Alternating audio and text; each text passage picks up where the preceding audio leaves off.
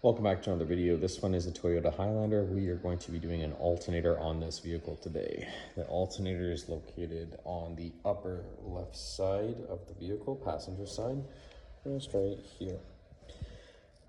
First things first you need to do is move this stuff out of your way, remove your clips, hose can stay, hood prop, get it out of your way. I've got my hood propped up with another way. You are going to be getting access to it here. We're going to remove the battery, which I've already done. I just took it out because I'm charging it, but you can just disconnect the negative terminal. You're going to take off your power wire as well as your supply connection to give you the battery indication on the dash. So disconnect those two first and then remove this clip. And then we are going to be loosening the bolts along the alternator.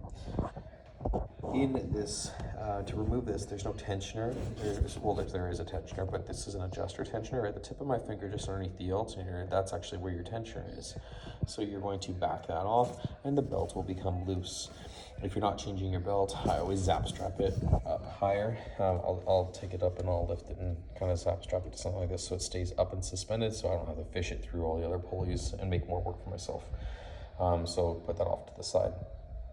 So first things first, remove these clips. All right, so now I've disconnected the wiring harness here. It has a push tab here and another push tab here. You just pinch it and lift it up. You have the power supply on it there as well as the sensor. The tab is on this side here, so you just push it in and lift it up carefully. Move that out of your way. You have a 12mm bolt right here at my index finger. This is your tensioner bolt. You want to back that off so that you can get your belt off now. And then after that, there is another bolt that sits just underneath it, but this belt's got to get out of your way before you can do that. All right, so I've removed the tensioner bolt out of there, but I still have quite a bit of tension because the bolt down there is still tight. So this one here is going to be a 14mm. It sits right here. And then the 12 sits right here. Okay, that's a 12mm. Once you loosen that one, you should be able to get that belt and peel it off. All right, so I've gone ahead now. I got the 14mm bolt removed off here and the 12mm here. As soon as you drop the 12mm and get it loose, your alternator flops down. Your belt will kind of give you so much slack you can pull it off. So now I'm free. So now you just gotta have to wiggle it and jimmy it to get it up. Okay, so just kind of rock it back and forth, up and down, and then eventually it'll break free. Get it out, you gotta have to twist it and mess around with it a little bit, but I basically got it out right through here. So essentially, push this hose back a little bit, and then as it comes up, you twist it so you have the pulley in this formation and kind of shimmy it up and it comes right through. I took out my dipstick just because I don't want to snap it. Okay, but that is where your alternator will sit.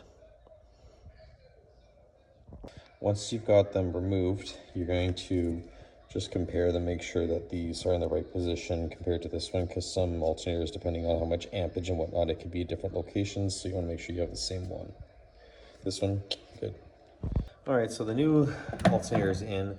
I just threaded in the 14 up here just ever so slightly, and then the 12mm tensioner one right there, as well as the 12 down below underneath it, all very loose, so I can move it around. Okay. Now you just play the game of adjustments. I zap strap my belt up. I'm not replacing this belt, so I'm going to unclip that, put it around that pulley so I have the appropriate tension that I need.